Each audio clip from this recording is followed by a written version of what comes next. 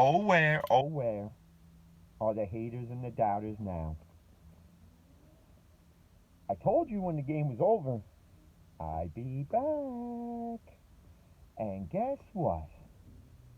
What happened? Steelers won. What does that make us? Still undefeated. That's right. So where are you haters now? Huh? What excuse you gonna come up with now to why we're 9-0? What mysterious statistical lucky fact are you gonna go and dig up now? That's what I want to see. I'm waiting. I'm waiting. Because when I'm done with this video, I'm posting all over Facebook. Steelers win. Blah, blah, blah, blah, blah. That's what I'm gonna do. I'm just waiting. I just want to know what you haters are gonna have to say now. What are you gonna have to say? And listen, you can say, oh, well, Connor didn't do shit this game. And you know what, though? That's because your offensive line didn't create the holes for him, okay? So if you watch the game, then you obviously saw that, okay? And when you do too many jet sweeps and all this other stuff, eventually teams are going to figure it out. So the score should have been a lot higher than what it was. But here's the key factor. We got to Joe Burrow, and Joe Burrow got hurt. Just like I told you it would happen. So, again, haters, where you be at? I'm waiting. I'm waiting. Oh, that's right. Because for those of you that are Niners fans are sulking because Nick Mullins couldn't help you beat the friggin' Saints. Oh, that's right. Or Browns fans are living it up because they beat the Texans. Okay. Oh shit. Please. Flag football team over by me could beat the Texans right now. Okay. Um, where are all those Jets fans that said that the Bengals would, would beat us? Where are all the analysts that said, "Oh, Burrow's going to be the one to take down the almighty Roethlisberger"? I don't see you anywhere. I don't hear you chirping or flipping those fucking lips of yours, do I? No, no, no, no, no. See, I can sit here and be a cocky, arrogant motherfucker. You want to know why? I'll tell you why. 9-0. That's why. That's why. Because again, another game, another one goes down. And guess what's going to happen in Jacksonville? 10-0. Guess what's going to happen on Thanksgiving? You guessed it. 11-0. And so on and so forth. That's what's going to happen. Because you haters have pissed me off so much now that now I'm going to get cocky. Now I'm going to get arrogant. Now I'm going to be loud. Now I'm going to be a prick. Shouldn't awake a sleeping giant. That's all I'm saying. That's all I'm saying. And Jonathan Vilma is the worst football analyst I've ever heard in my life. He literally had the whole Bengals team's nuts in his mouth the way he was freaking sucking on them. Oh, Joe Burrow looks so great out there. All right? Please, I don't need another game of Jonathan Vilma calling a Steeler game ever. Please. I ask of you, never again. I get it was the Masters, so Tony Romo probably had the day off to go watch that. Okay, but please, if there's a Steeler game on, I want Tony Romo calling that son of a bitch. All right? That's just it. TJ Watt moves up from fourth to tied now in the sack lead. Defensive Player of the Year awards coming to the Berg. Just give it to the guy now. Just give it to him now. All right? Just give it to him. And then Bud Dupree, he gets a sack on Burrow. And then the Spillane train gets a sack on Burrow.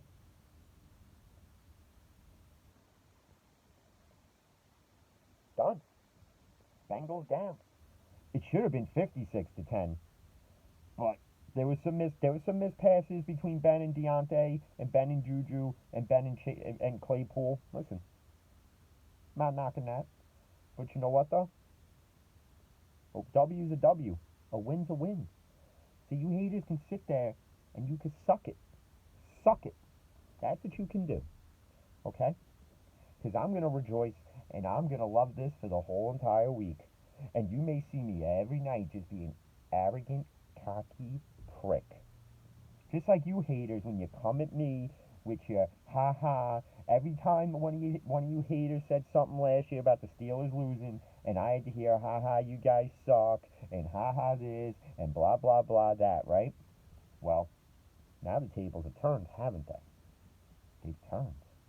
Oh, they have. Mm-hmm. They definitely have. And get ready for it.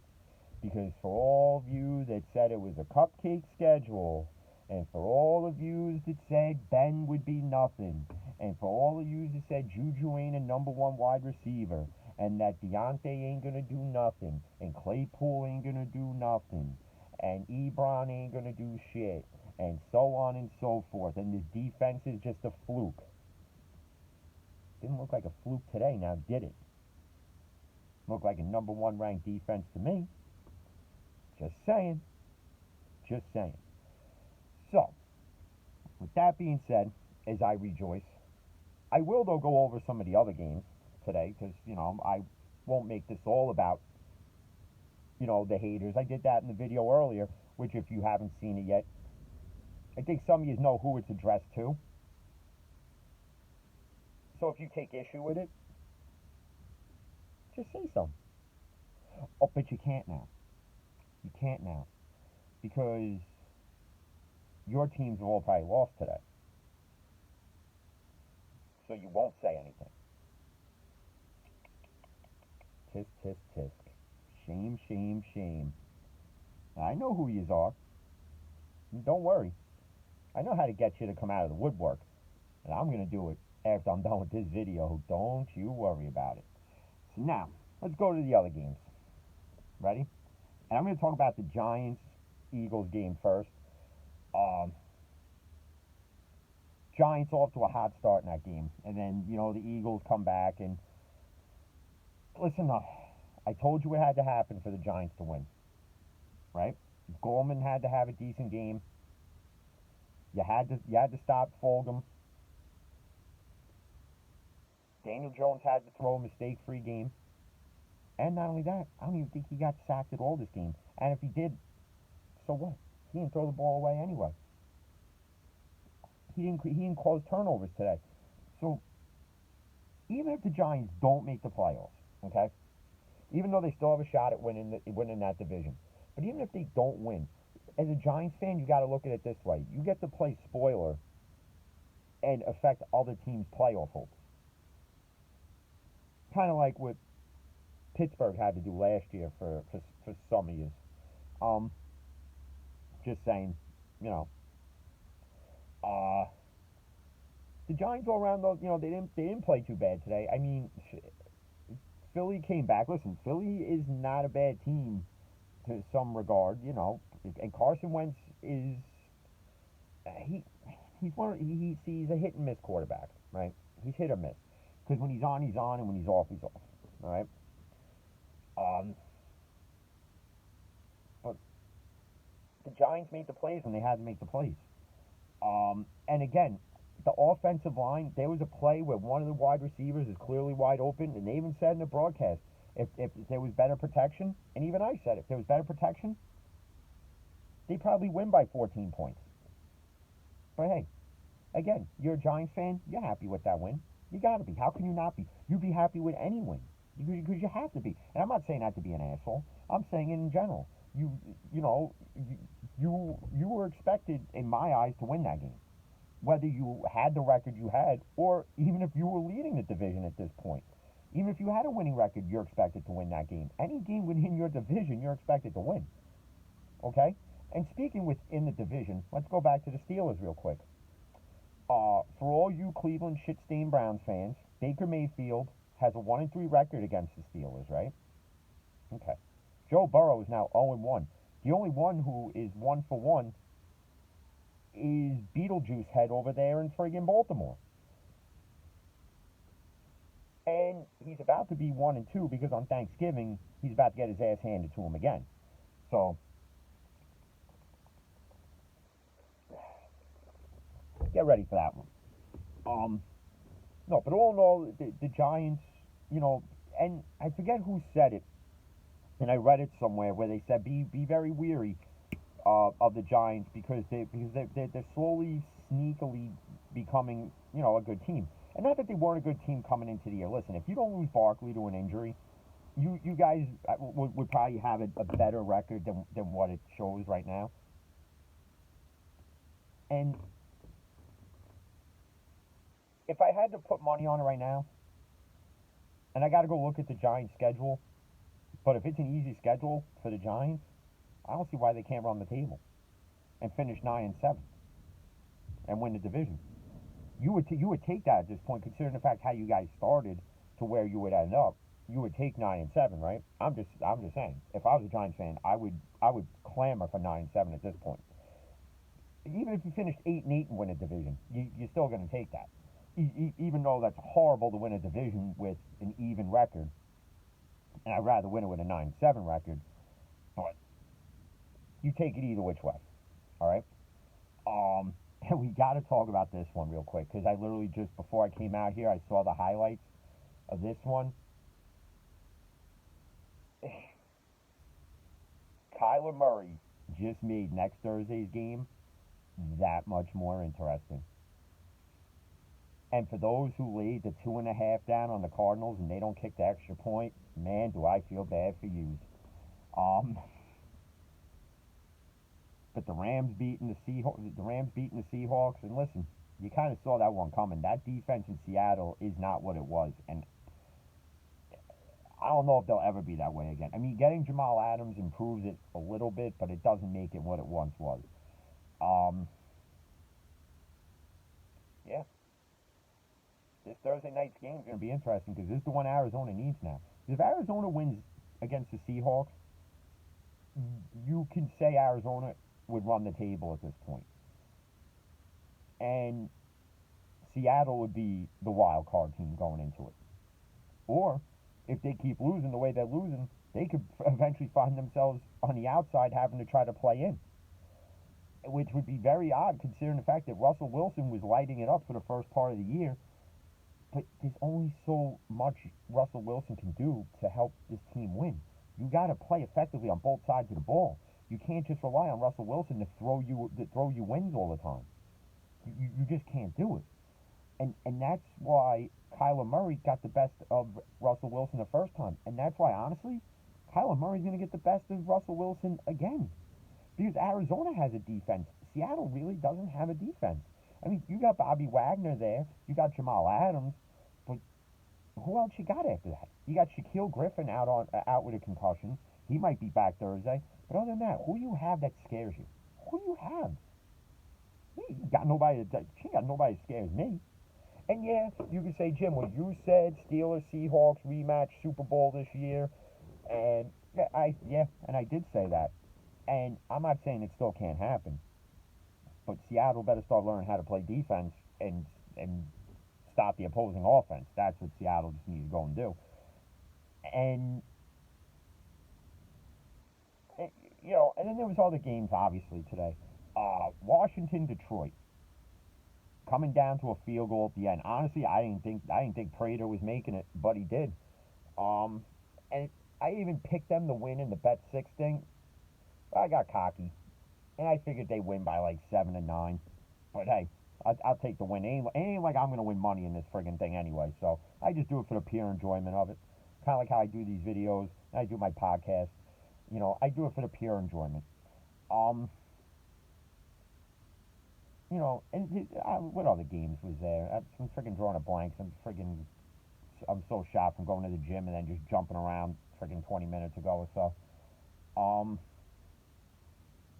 Wow, I'm really drawing a blank. That's not a first, but um, Chargers Dolphins. Um, I didn't think Miami would win this one, but Justin Herbert led them back. I think it was like 29-21 or 26-21. Um, Tua is slowly showing you that he's starting to belong and that the Dolphins made the right decision to bench Fitzpatrick. As much as if you're a Fitzpatrick supporter and you hate to see the fact that they benched him, you now have to understand why they did it. He understands why they did it. Tua added that spark that they needed. But listen, it's still going to be Buffalo's division. Because if you think New England's beating Baltimore tonight, I just, and I can't stand either team. I would love to see New England win just for the standing standpoint within the AFC North. And again, anything can happen in the NFL. You know, it's called any given Sunday for a reason. Um, but if New England could pull it out, I would just love it. I would love to wake up tomorrow morning and see New England destroy Baltimore. Lamar Jackson on the sideline whining like a little bitch. Okay, um, that's what I would love to see. So please, Belichick, if you can make that happen, if Cam Newton could be the Superman he was in Carolina, which, and then speaking of Carolina, Bridgewater got hurt in that game, which is a huge, huge blow to that team. Um, I don't think it was the same type of injury he had that took him out for almost like 2 years. I think he's getting an MRI, so we're gonna have to wait and see on that one. And Carolina was keeping up with Tom Brady, but then blown coverages. You got to listen. You're playing when you're in the red zone against Tom Brady, and you know Gronk's on the field. You got to know where Gronk is at all times because he is a red zone specialist. I'm sorry, I hate to say it again. I don't like either one of them, but you have to admit it. When Brady's in the red zone, you know it's going to Gronk. So you have to know where Gronk is. And Trey Boston forgets where Gronk is, and he's wide open in the back of the end zone. And then Tampa just, they just accelerated further and further and just kept putting it on, and Carolina just couldn't come back, especially after Bridgewater getting hit. Um, I saw some people that are Panthers fans on Twitter say it was a dirty hit. I caught part of it, and I don't think it was a dirty hit. I'm sure you Bengals fans are going to come out and say us sacking Joe Burrow is all dirty and blah, blah, blah. Oh, we hurt the golden boy. Okay, well, you know what? When Ben gets hurt, you don't hear us saying it was a dirty hit. It's called football. You go on the field, you get hit. Either accept it or don't fucking watch it. I don't know what to tell you. All right? I really don't know what to tell you. Um,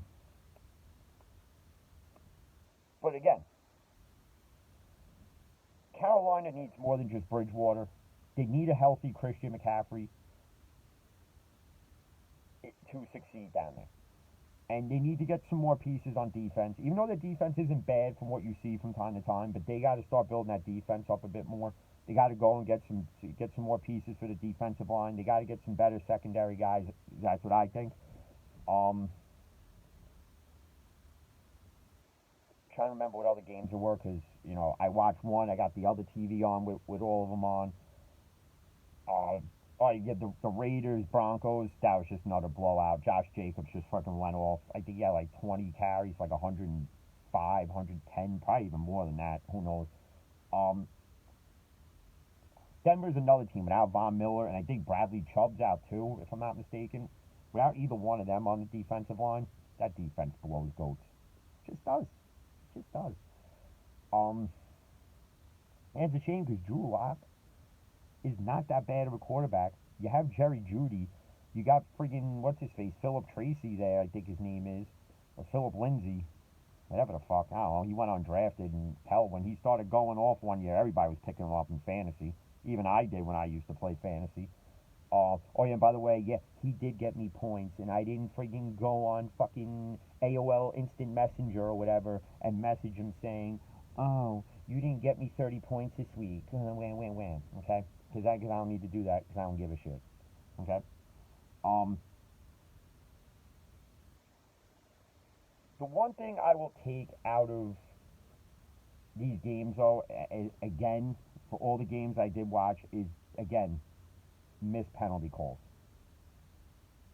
Some of them, and if you watch the Carolina Tampa game, when it looked like Mike Evans missed the route and Brady completely overthrows him in the end zone, if you watch it closely, you'll see the corner for Carolina go right up to the official and show him this is a push off and you need to call that.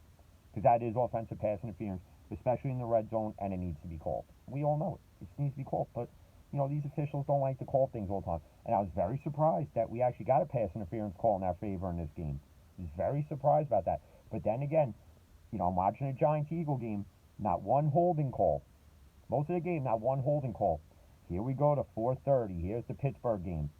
Holding, offense, holding, offense. how's it these officials see those ones, but you don't see them in any of the other games?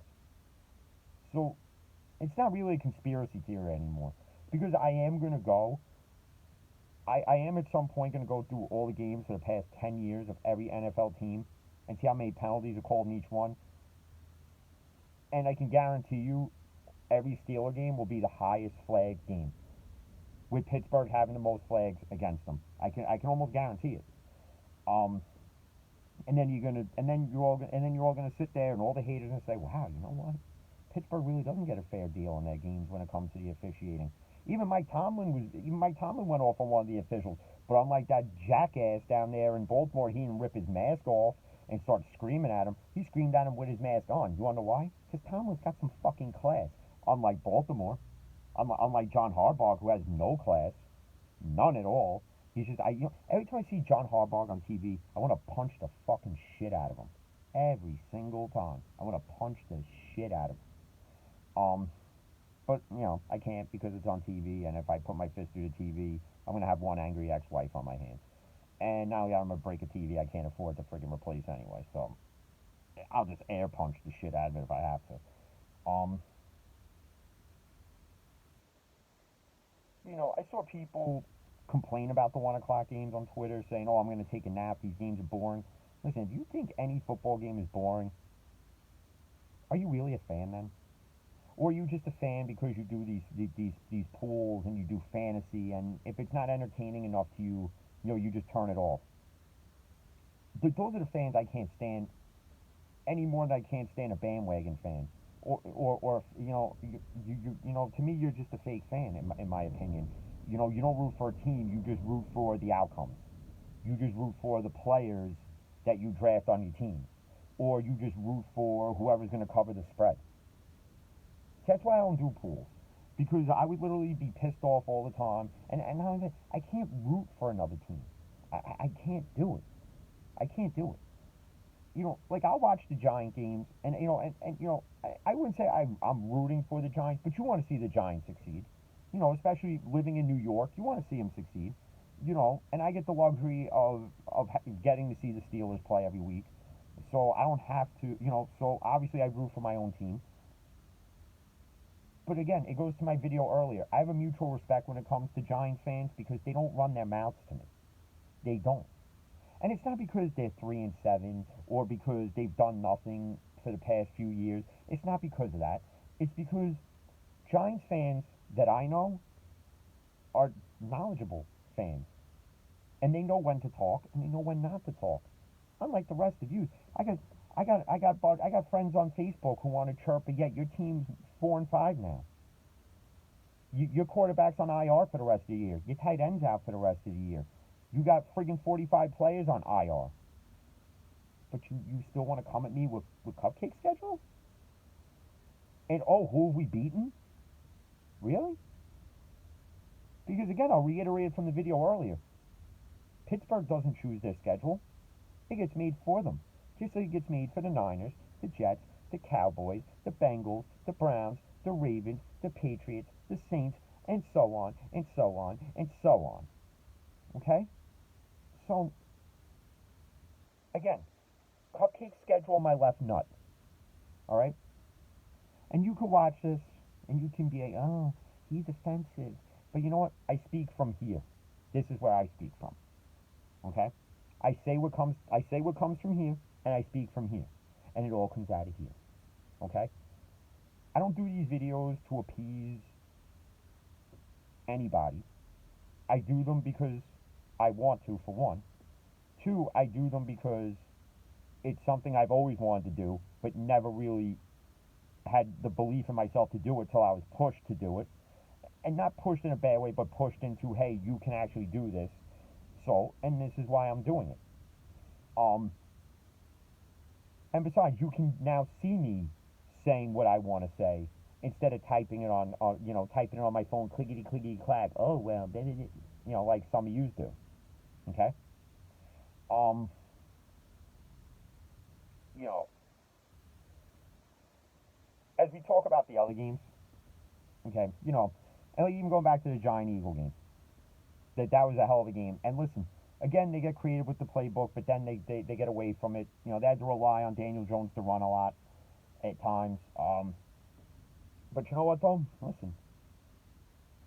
And Lamar maybe should watch how Daniel Jones plays a bit, because Daniel Jones is a quarterback who can throw and run second. Lamar Jackson, you're a quarterback who runs first and throws second.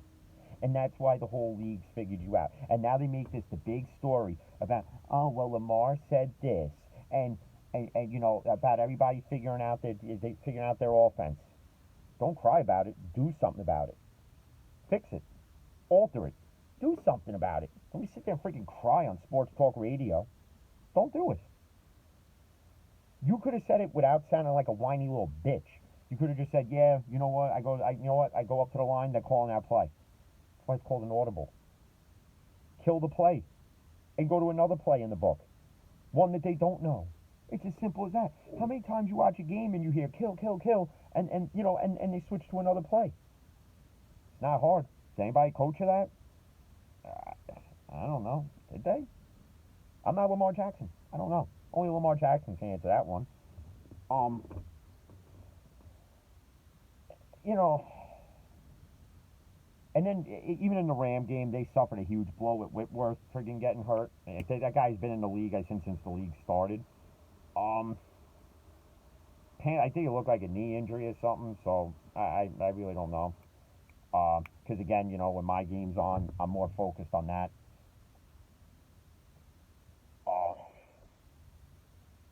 You know, but again, even with our game, you know, there was missed opportunities to score more. I don't know why when we score the first touchdown, why we're going for a 2-point conversion there. It's not like as they were facing the windy part of the stadium, and don't get me wrong, it's like 60-mile-an-hour winds there because there's a storm passing through like everywhere. Because even the Cleveland-Houston game got delayed. It was downpouring there, and it was windy, and whatever it was. But listen, Browns fans, I wouldn't celebrate a 10-6 win, okay? Because you really didn't play that great. You just didn't.